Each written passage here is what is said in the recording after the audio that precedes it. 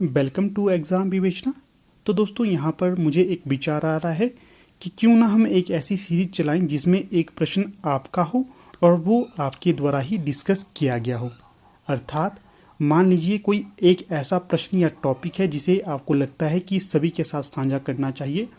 आप उस टॉपिक पर मुझे वीडियो बनाकर मेरे व्हाट्सएप नंबर 8219312129 पर सेंड करिएगा और मैं उसे अपलोड करके अपने यूट्यूब चैनल पर डाल दूंगा। ठीक है, समझ आ रहा है आपको? तो देखिए दोस्तों, बात कहने की यहाँ पर मेरी ये इच्छा है कि मान लीजिए कोई एक ऐसा टॉपिक है जिस पर आप समझते हैं कि आप उसे अच्छे से दूसरों को समझा सकते हैं। मान लीजिए आपको मुंशी प्रेमचंद्र जी की कहानियों या उपन्यास को याद करने की कोई ट्रिक आती है, तो आप चाहते हैं कि आप इस टॉपिक को दूसरों के साथ भी साझा करें। तो दोस्तों, अगर आपको लगता है कि आपको इस सीरीज़ में पार्टिसिपेट करना है तो आप अवश्य वीडियो बनाकर साझा करिएगा। ठीक है, वीडियो को आप जिस प्रकार से भी बनाना चाहते हैं तो बना सकते हैं। चाहे आप अपने फेस को प्रेजेंट करके वीडियो बनाइए या फिर किसी रिकॉर्डर को डाउनलोड करके वीडियो बनाते रहिएगा। तो सेंड किस पे करना है आपने? मेरे व्हाट्सएप नंबर है 8219312129। ये नंबर आपको डिस्क्रिप्शन बॉक्स में भी मिल जाएगा, वहाँ पर जाकर भी आप हमारे साथ जुड़ सकते हो। ठीक है, तो यहाँ पर आपको ये भी बता देता हूँ, वीडियो को ज़्यादा लंबा ना बनाइएगा। ज़्यादा से ज़्यादा आप 5 मिनट का समय लीजिएगा, उसी के अंदर आप इस वीडियो को बना सकते हैं और हमारे यूट्यूब व्यूअर्स के लिए उसे उपलब्ध करवा सकते हैं। चाहे वो ट्रिक हो, चाहे वो कोई टॉपिक हो, आपको लगता है कि आपको साझा करना चाहिए तो आप अवश्य इसमें योगदान दीजिएगा। ठीक है, तो ठीक है, अब यहाँ पर हम अपनी वीडियो को स्टार्ट कर देते हैं जो आज का हमारा टॉपिक है।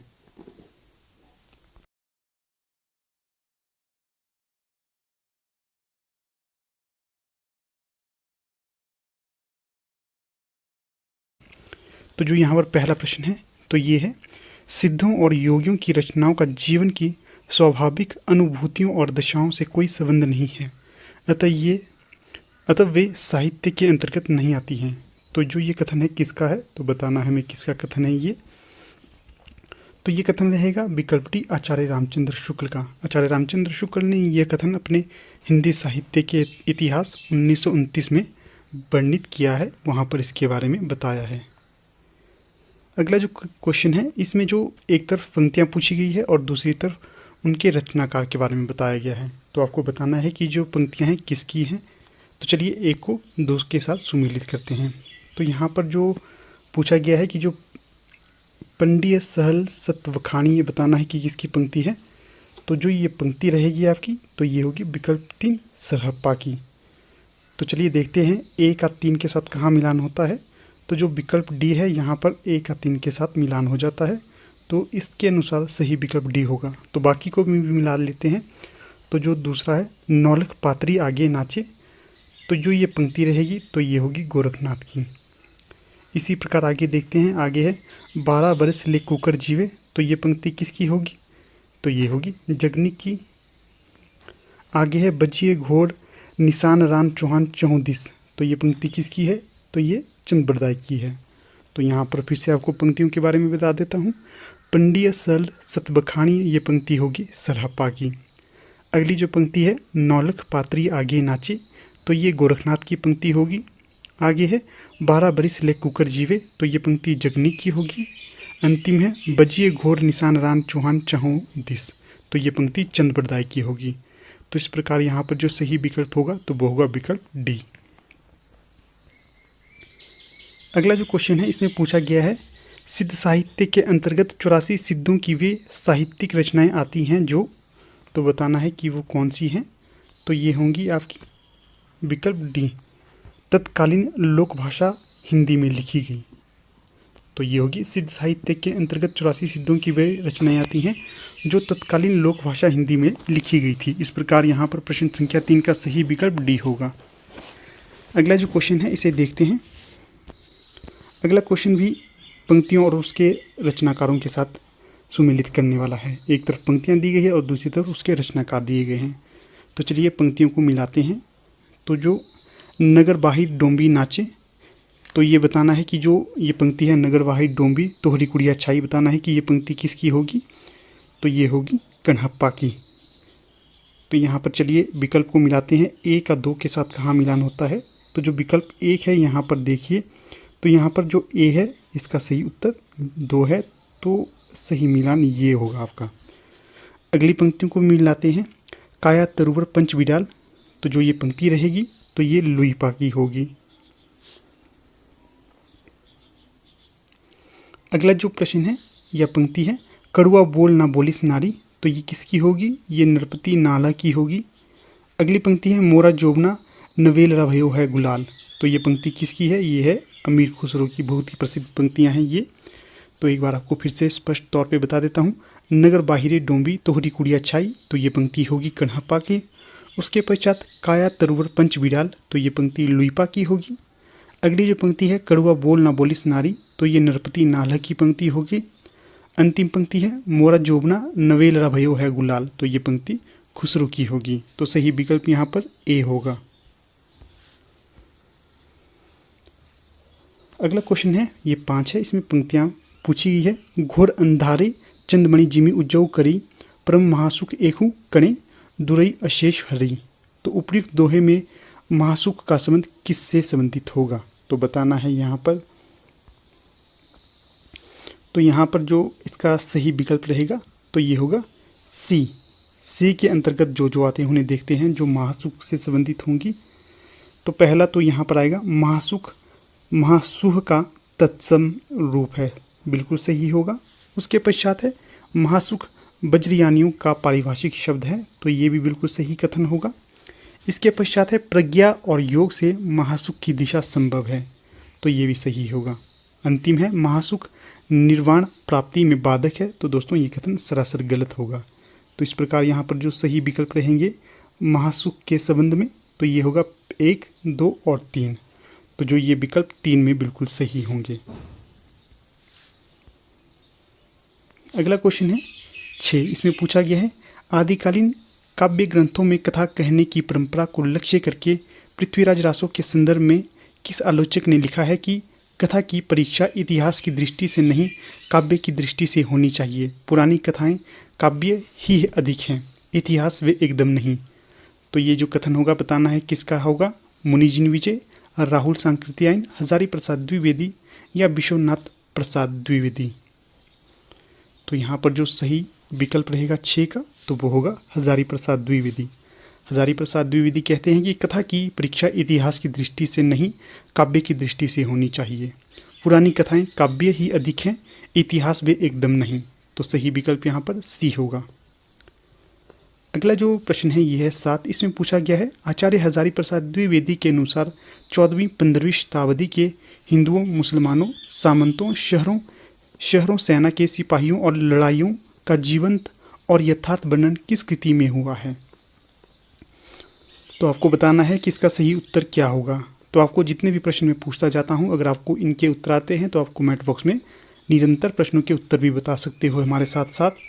तो विकल्प में है यहाँ पर हमीर काव्य, उसके पश्चात है कीर्ति कौमुदी, कीर्ति पताका या कीर्ति लता है।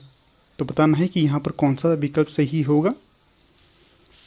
तो जो 7 का सही विकल्प होगा तो वो होगा डी, कीर्ति लता। आचार्य हजारी प्रसाद द्विवेदी ने कीर्ति लता में कहा है कि 14वीं-15वीं शताब्दी के हिंदुओं, मुसलमानों, सामंतों, शहरों, सेना के सिपाहियों और लड़ाइयों का जीवंत और यथार्थ वर्णन इस कृति में हुआ है। कीर्ति लता में इसका वर्णन किया गया है। अगला जो क्वेश्चन है यह है 8, इसमें पूछा गया है कि निम्नलिखित लेखकों को उनकी रचनाओं के साथ सुमेलित कीजिए। तो चलिए सूची 1 का मिलान सूची 2 के साथ करते हैं।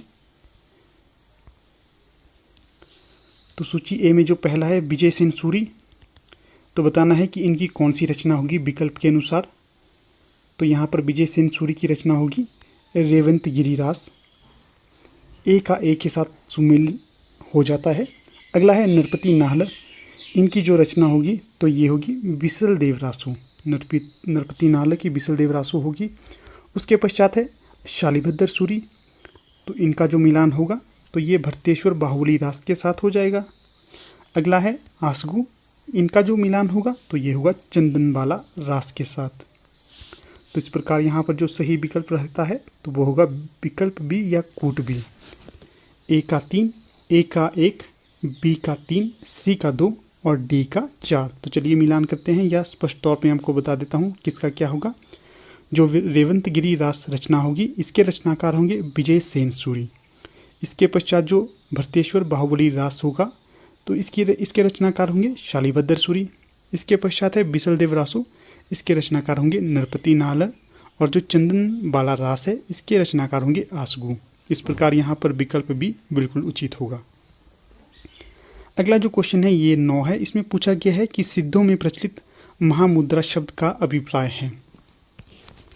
तो यहाँ पर जो सही विकल्प होगा आपको बताना है कि सही विकल्प इनमें से कौन सा होगा। तो विकल्प में है सिद्धि हेतु आसन का एक रूप। विकल्प बी है सिद्धि हेतु की जाने वाली एक क्रिया। विकल्प सी है सिद्धि प्राप्त हेतु स्त्री संसर्ग।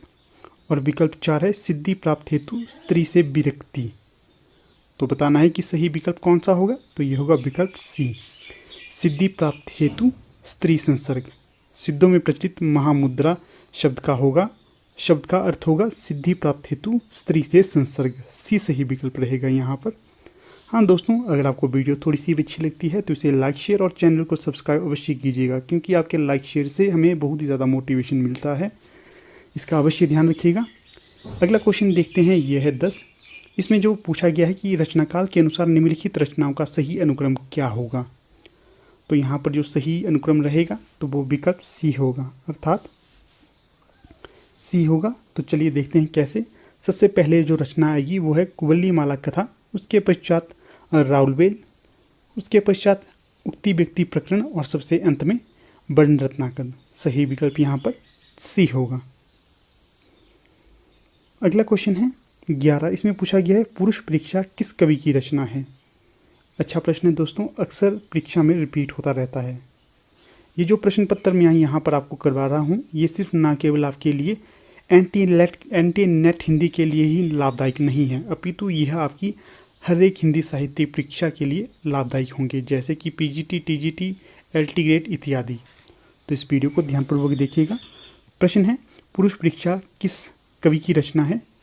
तो यहाँ पर सही विकल्प रहेगा आपका विकल्प सी, विद्यापति की। 11 का सही विकल्प सी होगा। पुरुष परीक्षा किस कवि की रचना है।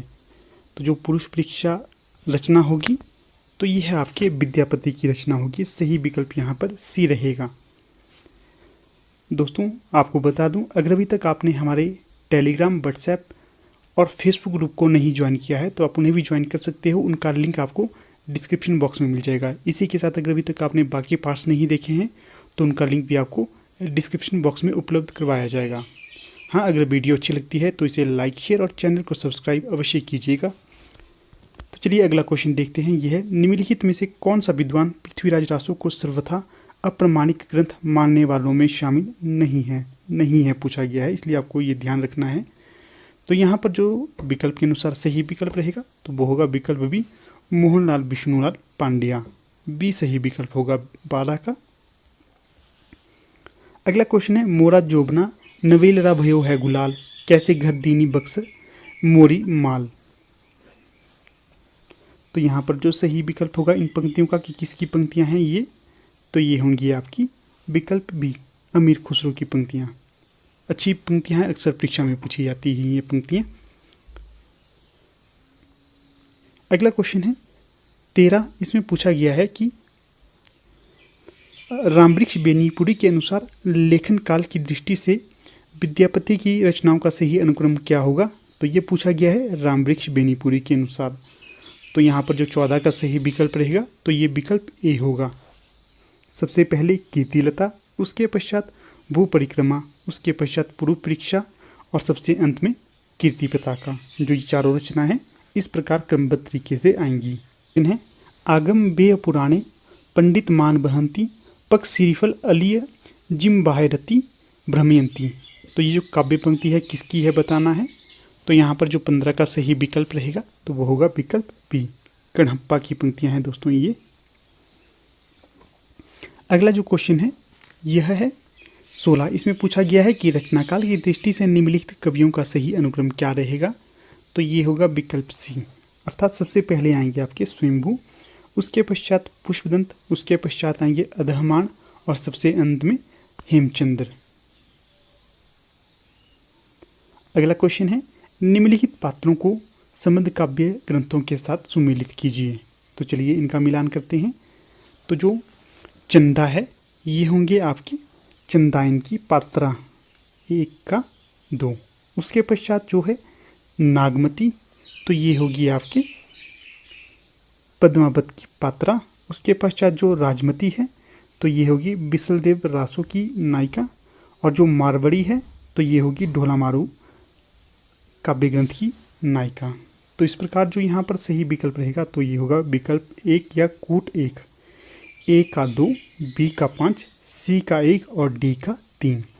चंदा है ये चंदायन की पात्रा होगी, नागमती ये पद्मावती की, और जो राजमती है यह होगी बिसलदेव रासो की पात्रा, और जो मारवाड़ी है तो ये ढोला मारू रादुहा की पात्रा होगी। इस प्रकार विकल्प ए बिल्कुल सही होगा। अगला जो क्वेश्चन है इसमें पूछा गया है, डिंगल कवियों की वीर गाथाएं, निर्गुणिया संतों की बाणियाँ, कृष्ण भक्तिया, रागानुमा भक्ति मार्ग के साधकों के पद, राम भक्तिया, वैदी भक्ति मार्ग के उपासकों की कविताएं, सूफी साधना से पुष्ट मुसलमान कवियों के तथा ऐतिहासिक हिंदू कवियों के रोमांस और रीति काव्य, ये 6 धाराएं अपभ्रंश कविता का स्वाभाविक विकास हैं। तो बताना है कि जो ये महत्वपूर्ण कथन है किसका है। तो यहाँ पर जो 18 का सही विकल्प रहेगा तो ये विकल्प पी होगा, हजारी प्रसाद द्विवेदी का कथन है ये। अगले जो क्वेश्चन है ये दिसंबर 2015 में पूछे गए थे, तो चलिए इन्हें देखते हैं। तो यहाँ पर दोहा मुख्यतः किस भाषा का छंद है। तो जो दोहा है इसे दोहा भी कहते हैं। तो बताना है ये किस भाषा का छंद है। तो 19 का सही विकल्प रहेगा यहाँ पर अपभ्रंश। जो दोहा या दुहा है यह मूलतः अपभ्रंश भाषा का छंद होगा।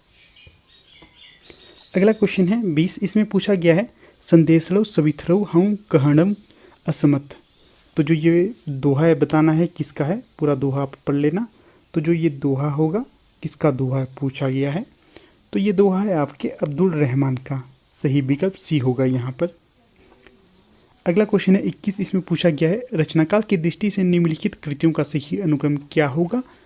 तो यहाँ पर सही विकल्प रहेगा आपका ए, अर्थात सबसे पहले दोहा कोश, उसके पश्चात श्रावकाचार, उसके पश्चात संदेश राशक और सबसे अंत में कीर्तिलता। अगला क्वेश्चन है इसमें 22 है, इसमें पूछा गया है कि सूची 1 को सूची 2 के साथ सुमेलित कीजिए। तो चलिए मिलान करते हैं। रचना है कुमारपाल प्रतिबोध। तो बताना है कि जो ये किसकी रचना होगी। तो ये होगी आपकी सोमप्रभ सूरी की। तो चलिए मिलान करते हैं। इसके पश्चात है प्रबंध चिंतामणि, इसके रचनाकार होंगे जैनाचार्य मेरुतुंग। अगला है कुमारपाल चरित, इसके जो रचनाकार होंगे ये हेमचंद्र होंगे। और सबसे अंत में है हमीर रासो, तो इसके रचनाकार होंगे शारंगधर। एक बार फिर से बता देता हूँ, कुमारपाल प्रतिबोध के होंगे सोमप्रभ सूरी, प्रबंध चिंतामणि के होंगे जैनाचार्य मेरुतुंग, और कुमारपाल चरित के होंगे हेमचंद्र, और जो हमीर रासो है इसके रचनाकार होंगे शारंगधर। तो ये जो मिलान होगा ए का 3, बी का 2 और सी का 1 और डी का 5, तो ये होंगे कूट 1 में। तो सही विकल्प यहाँ पर कूट ए होगा। अगला क्वेश्चन है 23, इसमें पूछा गया है, बालचंद बिजवाई भाषा दूह नहीं लग गई दूजन हासा। तो जो ये काव्य पंक्ति हैं किसकी हैं, तो ये बताना है। तो जो ये काव्य पंक्ति रहेंगी तो ये होंगी आपकी विद्यापति की। 23 का सही विकल्प सी होगा यहाँ। अगला क्वेश्चन है 24, इसमें पूछा गया है, किस रासो काव्य की कथा का वर्णन शुक और शुकी के द्वारा किया गया है। तो यहाँ पर सही विकल्प ए होगा, पृथ्वीराज रासो की। 24 का सही विकल्प ए रहेगा। अगला क्वेश्चन देखते हैं, ये है 25, इसमें पूछा गया है कि हजारी प्रसाद द्विवेदी के अनुसार घत्ता शब्द का व्यवहार मूलतः किस अर्थ में होता है। घत्ता शब्द का व्यवहार मूलतः किस अर्थ में होता है। अच्छा प्रश्न है दोस्तों। तो यहाँ पर जो 25 का सही विकल्प रहेगा तो ये होगा विकल्प सी, छेदन के अर्थ में। अगला जो क्वेश्चन है दोस्तों, तो यहाँ पर पूछा गया है कि सूची 1 को सूची 2 के साथ सुमेलित कीजिए। तो चलिए मिलान करते हैं। रठौनारी ख्यात जो ये रचना है तो इसका मिलान होगा आपके दयालदास के साथ। सही विकल्प यहाँ पर ए का 5 होगा। तो चलिए ढूंढते हैं किस कोट में ए का 5 होगा। तो सिवाय बी के किसी और में नहीं है। तो इसका जो सही उत्तर रहेगा तो ये 5 होगा। बाकी रचनाओं का भी मिलान कर देते हैं। जो विराट पुराण है तो इसका मिलान हो जाएगा आपका गोरखनाथ के साथ। इसी प्रकार पुष्पदंत, इसका जो मिलान करते हैं तो ये होगा आपका 3 उत्तर पुराण के साथ। जो उत्तर पुराण है ये पुष्पदंत की रचना है। इसी प्रकार जो जिनदत्त सूरी की रचना रहेगी तो ये होगी उपदेश रसायन रास। तो सही विकल्प यहाँ पर 2 हो जाएगा। तो इस प्रकार यहाँ पर जो सभी कोट आपके बी के अनुसार सुमेलित होंगे। अगला क्वेश्चन है, महापंडित राहुल सांकृत्यायन ने इनमें से किस कवि को हिंदी का पहला कवि माना है? तो ये आपकी होगा सही विकल्प बी, सरहप्पा दिया सरहप्पा। 27 का सही विकल्प यहाँ पर बी होगा। अगला क्वेश्चन है, संदेश लो सबिथरऊ पई मई कहणु ना जाई। जो ये पंक्ति है बताना है किसकी है? तो ये पंक्ति रहेगी आपकी बी, अधमान की पंक्ति। बी सही विकल्प रहेगा। यहाँ पर हमने इससे पीछे डिस्कस करा था। अगर अभी आपने वीडियो को ध्यानपूर्वक देखा होगा तो पिछले प्रश्नों में हमने इसे अवश्य डिस्कस किया हुआ है। तो 28 का सही विकल्प यहाँ पर बी रहेगा। अगला जो क्वेश्चन है 29, इसमें पूछा गया है कि कबीर की अपेक्षा खुसरो का ध्यान बोलचाल की भाषा की ओर अधिक रहा है। तो जो ये कथन है बताना है किस विद्वान का है? तो यहाँ पर जो सही विकल्प रहेगा तो ये हो गए आचार्य रामचंद्र शुक्ल। अगला क्वेश्चन है 30, इसमें पूछा गया है प्रकाशन वर्ष के अनुसार निम्नलिखित रचनाओं का सही अनुक्रम क्या रहेगा? विकल्प में आपका जो सही विकल्प होगा 30 का तो ये होगा विकल्प डी। सबसे पहले आएगा श्रावकाचार ग्रंथ, उसके पश्चात भरतेश्वर बाहुबली रास, उसके पश्चात चंदनवाला रास और सबसे अंत में रेवंतगिरी रास। तो 30 का सही विकल्प यहाँ पर डी होगा। अगला और अंतिम प्रश्न है आज का, इसमें देखते हैं। इसमें भी सूची 1 को सूची 2 के साथ सुमेलित करना है। तो चलिए सुमेलित करते हैं। तो यहाँ पर जो जय मयंक जस चंद्रिका रचना है इसका जो मिलान रहेगा तो ये होगा मधुकर कवि के साथ। तो चलिए देखते हैं किस कूट में 1 का 2 होगा। तो 1 का 2 है आपका विकल्प बी में। इसके पश्चात जो पृथ्वीराज रासो है तो इसके रचनाकार होंगे चंद्रबरदाई। आगे है श्रावकाचार, तो ये जाएगा देवसेन के पास। इसके पश्चात नेमिनाथ रास, तो ये जाएगा विकल्प 3 सुमति गणी के पास। तो एक बार फिर से बता देता हूँ, जय मयंक जस चंद्रिका तो ये मधुकर कवि की रचना है। पृथ्वीराज रासो तो ये चंद्रबरदाई की रचना होगी। श्रावकाचार देवसेन की रचना होगी और नेमिनाथ रास ये आपके सुमति गणी की रचना होगी। तो यहाँ पर जो सही विकल्प रहेगा तो वो विकल्प। तो दोस्तों जैसा कि आपको पता है हम अपने इस चैनल पर प्रीवियस ईयर के क्वेश्चन को डिस्कस कर रहे हैं। तो जितने भी क्वेश्चन हैं हम इन्हें क्रमबद्ध तरीके से डिस्कस करते रहेंगे जब तक आपका NTA नेट का पेपर नहीं हो जाता है, क्योंकि आपको पता ही होगा जो प्रीवियस ईयर के क्वेश्चन हैं बहुत ही ज़्यादा लाभदायक होते हैं। तो इसी से आपके आगे के क्वेश्चन भी बन जाते हैं, आपको एक पैटर्न भी पता चल जाता है। सबसे पहले आपको बता दूं, अगर अभी तक आप हमारे टेलीग्राम और व्हाट्सएप ग्रुप के साथ नहीं जुड़े हैं तो आप हमारे टेलीग्राम और व्हाट्सएप ग्रुप के साथ भी जुड़ सकते हैं। उनका लिंक भी आपको डिस्क्रिप्शन बॉक्स में मिल जाएगा। हाँ दोस्तों, वीडियो अच्छी लगती है तो इसे लाइक शेयर और चैनल को सब्सक्राइब अवश्य कीजिएगा। जो हमारी टीम के द्वारा PDF लॉन्च की गई है तो आप उन्हें भी, हमारी टीम के द्वारा PDF लॉन्च की गई है तो आप उन्हें भी परचेज़ कर सकते हो। अगर आपको नहीं खरीदना है तो आपको व्हाट्सएप नंबर डिस्क्रिप्शन बॉक्स में मिल जाएगा या वीडियो के अंत में आपको ये प्रोवाइड कर दिया जाएगा नंबर, किसमें जाकर आप PDF को परचेज कर सकते हो। तो चलिए आज की वीडियो को स्टार्ट करते हैं। पहली जो पंक्ति या प्रश्न है, पंडिय सहल सत बखानिया देही बुद्ध बसंत न जानिए। तो जो ये पंक्ति है बताना है किसकी पंक्ति है? तो ये पंक्ति रहेगी आपकी सरहप्पा की। सही विकल्प यहाँ पर विकल्प ए होगा। 32 का सही विकल्प ए होगा। अगला क्वेश्चन है 33, इसमें पूछा गया है आध्यात्मिक रंग के चश्मे आजकल बहुत सस्ते हो गए हैं। आचार्य रामचंद्र शुक्ल का कथन है। सबसे पहले तो आपको ये याद रखना है कि ये कथन किसका है। तो ये कथन है आचार्य रामचंद्र शुक्ल का। और किस कवि के संबंध में ये कथन कहा गया है? तो ये कहा गया है आपके विकल्प बी विद्यापति के संबंध में। 33 का सही विकल्प यहाँ पर बी होगा। अगला जो क्वेश्चन है ये है मैथिली हिंदी में रचित गद्य की पहली पुस्तक कौन सी है? तो जो 34 होगा इसका सही विकल्प रहेगा वर्ण रत्नाकर। जो मैथिली हिंदी में रचित गद्य की पहली पुस्तक है ये है वर्ण रत्नाकर। अगला क्वेश्चन है 35, इसमें पूछा गया है राजमती इनमें से किस काव्यकृति की नायिका है। तो दोस्तों अगर आपने हमारी सीरीज को कंटिन्यू देखा होगा तो इस प्रश्न को हमने पीछे भी डिस्कस किया था, तो ये देखिए रिपीट हो गया है प्रश्न फिर से। तो जो राजमती होगी तो ये होगी आपकी बिसल देव रासो की नायिका या मुख्य पात्रा। तो 35 का सही विकल्प यहाँ पर सी रहेगा। अगला जो क्वेश्चन है यहाँ पर, तो ये क्वेश्चन पूछे गए हैं दिसंबर 2014 की परीक्षा में।